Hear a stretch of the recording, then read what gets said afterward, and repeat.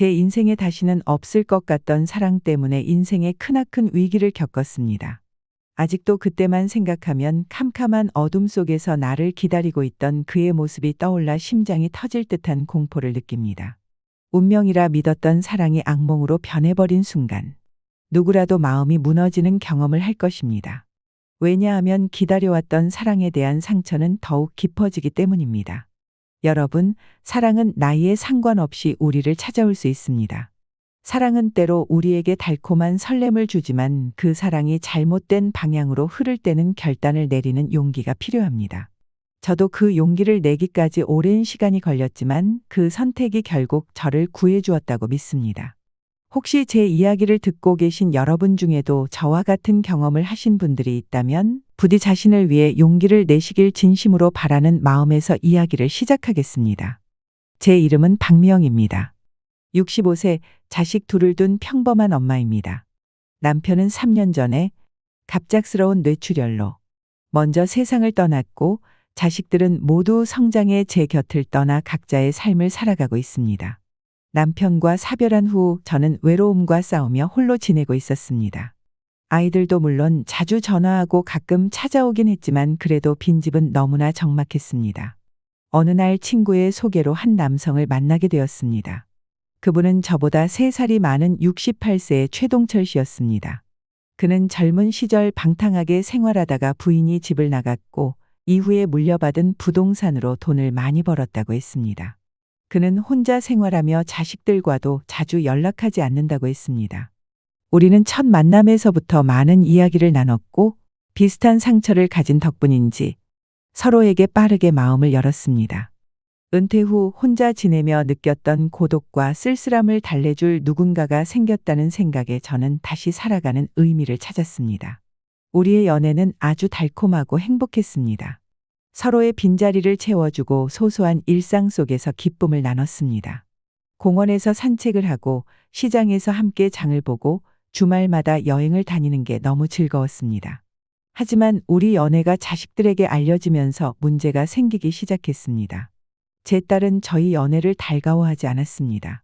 엄마 나이에 무슨 연애를 하냐면서 나중에 재산 문제라도 생길까봐 걱정이 많았죠. 엄마 그냥 혼자 편히 지내면 안 돼? 괜히 이상한 사람 만나서 상처받을까봐 걱정돼. 딸은 연애를 반대하며 여러 차례 저를 설득했습니다. 하지만 저는 그 사람과 함께 있는 시간이 너무 소중했고 자식들에게 더 이상 의존하지 않고 제 인생을 살고 싶었습니다. 그래서 딸의 걱정을 무시한 채 계속 그와 만남을 이어갔습니다. 최동철 씨의 아들 역시 저희 관계에 대해 부정적인 태도를 보였습니다. 아들은 아버지가 재산을 남에게 줄까봐 강하게 반대했습니다. 아버지, 잠깐 이야기 좀 할 수 있을까요? 그래, 무슨 일이냐? 사실 요즘 그분과 자주 만나시는 것 같아서요. 아버지가 행복하신 건 저도 좋습니다. 그런데 혹시 결혼 생각 같은 건 없으신지 해서요. 결혼? 갑자기 무슨 결혼이야? 아직은 그런 생각 없어. 그냥 즐겁게 만나고 있는 거지. 네, 그렇긴 한데 아버지 나이가 있으시니까요. 결혼 같은 큰 결정은 신중하게 하셔야 할 것 같아서요. 재산 문제 같은 것도 걱정이 되고요. 재산 문제라니 그 얘기가 갑자기 왜 나와? 아버지도 아시잖아요. 요즘 세상이 참 복잡하잖아요. 혹시나 그분이 아버지랑 결혼해서 재산을 노리는 건 아닐까 걱정이 돼서요. 재산을 노린다고? 넌 그 사람에 대해 알지도 못하면서 함부로 얘기하지 마라. 아버지, 그런 건 아니에요. 그냥 혹시나 하는 걱정이에요. 살아온 시간이 달라 서로 잘 모르는 부분이 있을 수도 있잖아요. 그분이 나쁜 사람이라는 게 아니라 아버지의 미래를 생각해서 하는 말이에요. 나의 미래를 걱정하는 거 맞니? 너의 미래를 걱정하는 거겠지. 저도 아버지 재산을 두고 이런 얘기하기 싫어요. 우리 가족 생각도 좀 해주세요. 아버지가 갑자기 무슨 일이 생길 수도 있으니 미리 상속을 하는 건 어떠세요? 나는 그럴 생각 없다. 내가 뭘 어떻게 하든 그건 내 인생이야. 넌 내 가족이 있고 나도 내 남은 삶이 있잖아. 난 내가 원하는 대로 살 거다. 아버지, 저도 아버지를 위해서 하는 말이에요. 결혼 같은 건 너무 갑작스럽게 하지 말고 저희랑도 상의해 주세요. 하지만 내가 어떻게 살지, 누구와 살지에 대한 결정은 나한테 달렸다는 걸 잊지 마라. 알겠지? 처음에는 자식들의 반대에도 불구하고 우리는 서로의 관계를 계속 유지했습니다. 하지만 어느 순간부터 그의 태도가 조금씩 변하기 시작했습니다. 그는 자꾸 자식 문제를 이야기하며 화를 내기 시작했어요. 그의 자식들이 자신을 이해해 주지 않는다는 불만과 저와의 관계가 점점 힘들어지는 것을 고스란히 저에게 쏟아냈습니다. 그는 자주 술을 마셨고 술에 취한 날이면 저에게 큰 소리를 내고 상처되는 말을 했습니다. 내 자식들도 다 이기적이야. 너도 나한테 너무 많은 걸 기대하지 마. 라는 말을 하며 저를 몰아세웠습니다. 저는 처음엔 그의 기분을 이해하려고 했지만 시간이 지날수록 그의 화가 저를 향하는 빈도가 늘어났습니다. 저는 점점 지쳐갔습니다. 그와 함께하는 시간이 예전처럼 행복하지 않았고 오히려 불안하고 무서운 시간으로 변했습니다. 그는 저를 통제하려 들었고 사소한 일에도 저를 의심하며 저에게 집착하는 모습을 보였습니다. 저는 그를 사랑했지만 그의 행동이 두려워졌습니다. 그러던 어느 날 우리는 크게 다투었습니다. 그날도 그는 자식들과의 문제로 짜증을 내며 술을 마셨습니다. 저는 그가 술에 취하면 말하지 않는 것이 좋다고 생각해 방으로 들어가려 했지만 그가 갑자기 저를 막아섰습니다. 너도 날 떠날 생각이야? 내 자식들 말 듣고 나랑 헤어지려고 하는 거지. 그는 눈을 부릅뜨고 저에게 소리쳤습니다. 저는 너무 놀라. 아니야. 그런 생각 없었어. 그냥 오늘은 그만하자고. 라고 말했지만 그는 제 말을 믿지 않았습니다. 갑자기 저를 강하게 밀치며 거짓말하지 마. 너도 날 버릴 거잖아. 라고 소리쳤습니다. 저는 너무 무서워서 그를 밀어내고 도망치려 했지만 그는 제 팔을 세게 당겼습니다. 그 순간 제 몸이 벽에 부딪히며 큰 소리가 났고 저는 그 자리에 주저앉았습니다. 그는 한참 동안 저를 쳐다보더니 미안해. 내가 너무 흥분했어. 라고 말하며 다가왔습니다. 하지만 저는 그의 말이 더 이상 위로가 되지 않았습니다. 저는 그가 두려웠고 더 이상 그의 곁에 있을 수 없다는 생각이 들었습니다. 그 사건 이후 저는 그와의 관계를 끝내기로 결심했습니다. 저는 그에게 이별을 고하며 다시는 만나지 않겠다고 했지만 그는 이를 받아들이지 않았습니다. 그는 몇 차례 저에게 전화를 걸어 사과를 했고 다시 만나달라고 애원했습니다. 하지만 저는 이미 마음이 떠난 상태였습니다. 그는 점점 더 집착하며 저를 괴롭혔습니다. 집 앞에서 기다리거나 전화를 끊임없이 걸어왔습니다. 왜 전화를 안 받는 거야? 미영아, 제발 한 번만 더 이야기하자고. 내가 오해한 거라고. 더는 만나고 싶지 않아. 전화하지 마. 끝내자고 했잖아. 창밖에서 뭔가를 부수는 소리가 나서 내다보니 그가 제 차를 부수고 있었습니다. 저는 그가 더 폭력적인 행동을 할까봐 두려워 결국 경찰에 신고를 했습니다. 그는 제 차를 부수면서 동네가 떠나가라 저를 향해 소리쳤습니다. 여보세요, 경찰이죠? 여기 아파트 주차장에서 어떤 남자가 제 차를 부수고 있어요. 네, 빨리 와주세요. 미영아, 나와. 내가 잘못했어. 피하지 말고 얘기로 풀자. 나와서 내 말 들어. 널 사랑한다고. 내가 어떻게 나한테 이럴 수 있어? 사이렌 소리가 들리며 경찰이 도착했습니다. 뭐야, 경찰을 불렀어? 나한테 이렇게까지 할 거야? 뭐 하는 거야? 차를 부수고 있잖아. 미친 거 아니야? 주민들의 수군거림을 들은 그는 그들을 향해 소리쳤습니다. 상관하지 마요. 이건 나랑 이 여자의 문제라고요. 여기서 뭐 하는 겁니까? 그녀가 내 말을 들어주지 않아서 한 번만 만나려고 했을 뿐입니다. 차는 제가 보상할 테니 그냥 놔주세요. 일단 진정하시고 파손 혐의로 체포하겠습니다. 따라오시죠. 끝난 줄 알았는데 이게 끝이 아니었구나. 이제 어떻게 하지? 저는 경찰서에서 그 사람을 풀어주고 혼란스러운 마음을 감출 수 없었습니다. 그 사람은 분명 잘못을 저질렀지만 함께한 기억들이 저희 마음을 무겁게 했습니다. 그와의 인연을 이렇게 끝내야 하는지 그에게 필요한 마지막 기회를 주는 게 맞는지 고민스러웠습니다. 이게 마지막이에요. 더 이상 나를 찾아오지 마세요. 제발. 그 사람은 멍한 표정으로 저를 바라봤습니다. 후회의 감정이 섞인 듯했지만 그 눈빛은 아직도 무언가를 붙잡고 있는 듯했습니다. 미안해요. 내가 정말 잘못했어. 내가 진심으로 미안해. 다시는 그런 일 없을 거야. 믿어줘. 미안해요. 하지만 난 더 이상 당신을 믿을 수가 없어. 우리 관계는 여기서 끝이야. 오늘 내가 고소하지 않은 건 지난 세월에 대한 나의 마지막 배려예요. 그는 간절한 표정으로 다가오려 했지만 저는 한 걸음 물러났습니다.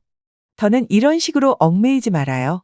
당신이 나에게 준 상처가 너무 커서 이제 우리는 서로의 길을 가야 해요. 그 사람은 잠시 말없이 저를 바라보다가 고개를 끄덕였습니다.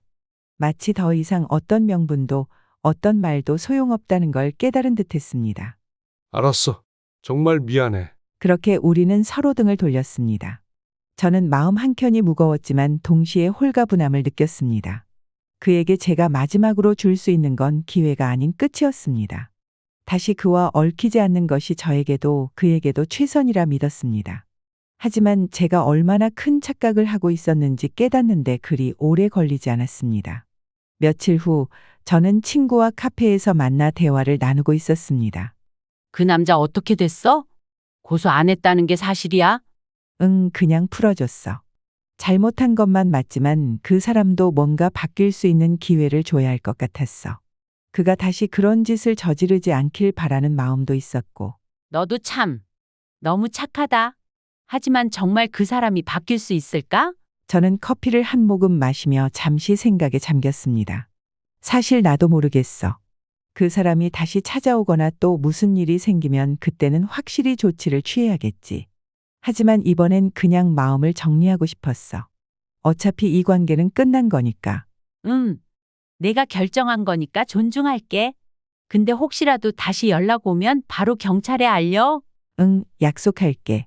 그날 저녁 친구를 만나고 집으로 돌아온 저는 다시는 떠올리고 싶지 않은 일을 겪었습니다.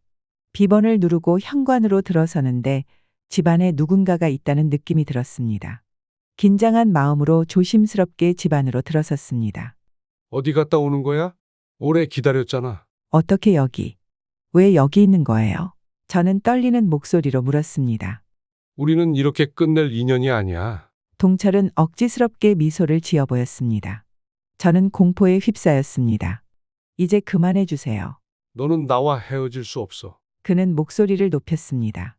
저는 그 순간 불안감이 커져 도망치고 싶었지만 그가 분노할까봐 두려웠어요. 제발 나를 놓아주세요. 저는 눈물을 글썽이며 말했습니다. 그럴 수는 없어. 내가 너를 얼마나 사랑하는지 알잖아. 나가지 않으면 경찰에 신고할 거예요. 저는 핸드폰을 꺼내들며 말했습니다. 그럴 필요 없어. 내가 갈게. 다음에 또 봐. 동철은 그 말을 남기고 조용히 집을 나갔습니다. 저는 그가 나가자 안도의 한숨을 내쉬었습니다. 저는 너무 공포스러워한 동안 아무것도 할 수 없었습니다. 이대로 있다가는 제가 큰일을 당할 것만 같았습니다. 저는 이사를 결심하게 되었습니다. 저는 로펌 앞에 서 있었습니다. 잔뜩 긴장한 채 한숨을 깊이 내쉬며 마음을 가다듬었습니다. 제가 곧 마주해야 할 사람은 동철 씨의 아들 최 변호사였습니다. 법조계에서는 유능한 변호사로 알려졌고 많은 사람들에게 신뢰받는 인물이었지만 그가 아버지의 문제를 알고 있을지는 미지수였습니다. 저는 참을 수 없어 이 문제를 직접 해결하기로 마음먹고 아들을 만나기로 했습니다.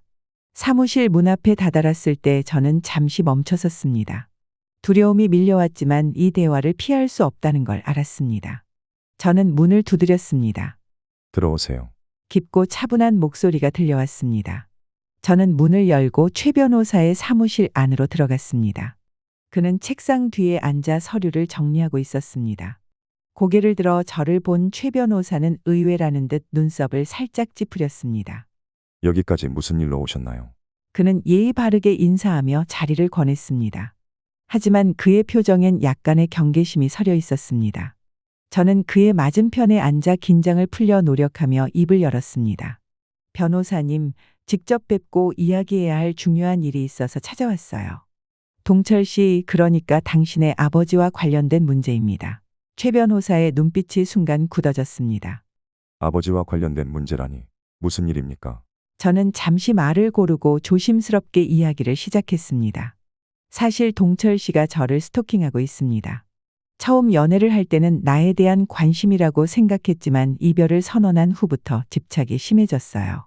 집 앞에서 기다리거나 저를 따라다니며 제 일상을 위협하는 일이 반복되고 있습니다. 최 변호사는 놀란 표정을 감추지 못했습니다. 그는 침착하게 저희 말을 들었지만 얼굴 표정은 복잡한 감정이 엿보였습니다. 그게 사실입니까? 아버지가 그런 일을 하셨다는 게 도무지 상상이 되지 않네요. 왜 저에게 이 사실을 말씀하시는 건가요? 저는 차분하게 설명했습니다. 솔직히 이 문제를 법적으로 해결할 수도 있었어요. 하지만 저는 당신에게 이 상황을 알려야겠다고 생각했어요. 변호사님이 이런 문제를 알게 된다면 아버지에게 도움을 줄 수 있지 않을까 해서요. 동철 씨를 말릴 사람은 결국 가족분일 것 같아서요. 최 변호사는 한동안 말을 잇지 못하다가 무거운 한숨을 내쉬었습니다. 아버지가 그런 행동을 하셨다니 믿기 어렵지만 만약 그게 사실이라면 멈추도록 하겠습니다. 그는 단호한 목소리로 말했습니다. 저는 최 변호사가 그 말을 하는 동안 그의 진심을 느낄 수 있었습니다. 제가 아버지에게 직접 말씀드리겠습니다. 최 변호사는 말했습니다. 다시는 이와 같은 일이 발생하지 않도록 조치하겠습니다. 정말 죄송합니다. 저는 그의 진심 어린 사과에 고개를 끄덕였고 동철 씨의 행동을 멈출 수 있기를 바랐습니다. 고맙습니다, 변호사님. 저는 당신이 이 문제를 제대로 처리해 주실 거라고 믿어요. 더 이상 이 일이 커지지 않기를 바랄 뿐이에요.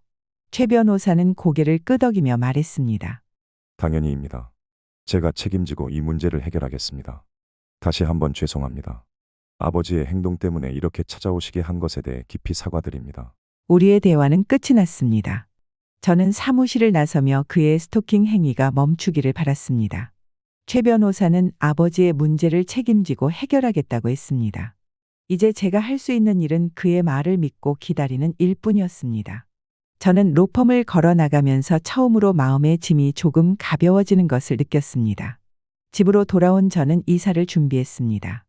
아들에게 얘기는 했지만 그가 언제 돌변해서 찾아올지 모르기 때문에 다른 지역으로 이사를 했습니다. 당분간은 불안함의 외출도 제대로 할 수 없었지만 시간이 지나면서 조금씩 외출을 하고 지내게 되었습니다. 이 사건이 있은 후 저는 한동안 사람을 믿지 못하고 마음의 문을 닫고 지냈습니다. 모든 환경이 바뀐 후로는 그를 다시 보는 일은 없었습니다. 연애를 시작할 때는 기쁨이 컸지만 그 사랑은 결국 저에게 큰 상처를 남겼습니다. 자식들이 처음에 저를 말렸을 때 그 말을 들었더라면 이런 일을 겪지 않았을지도 모르겠다는 생각도 들었습니다. 이제는 그 기억에서 조금씩 벗어나고 있지만 아직도 가끔 그날의 공포가 떠오르곤 합니다. 나이가 들어서 시작한 연애가 이렇게 폭력적으로 끝날 줄은 상상도 못했습니다. 하지만 저는 이를 통해 다시금 저 자신을 돌아보고 더 강해져야겠다는 다짐을 하게 되었습니다. 제 이야기를 들려드리는 이유는 단 하나입니다. 저처럼 늦은 나이에 사랑을 시작하시는 분들께 꼭 전하고 싶은 말이 있어서예요. 사랑은 분명 아름답습니다. 나이가 들어서도 찾아올 수 있는 축복이죠. 하지만 그 사랑이 집착과 통제로 변질될 때는 주저하지 말고 도움을 요청하세요. 만약 저와 비슷한 상황에 처한 분들이 계시다면 부끄러워하지 마세요. 도움을 청하는 것은 결코 잘못된 선택이 아닙니다. 여러분의 안전과 행복이 그 무엇보다 소중하니까요. 이 이야기가 여러분에게 작은 위로와 용기를 줄 수 있다면 그것만으로도 제게는 큰 의미가 될 것입니다. 앞으로 여러분께 인생의 여정 중에 만날 수 있는 다양한 사연을 들려드리겠습니다. 구독과 좋아요 한 번씩만 부탁드리며 오늘 들려드린 이야기를 꼭 들으셨으면 하는 소중한 분들에게 공유하기 부탁드립니다. 긴 이야기 들어주셔서 진심으로 감사드립니다.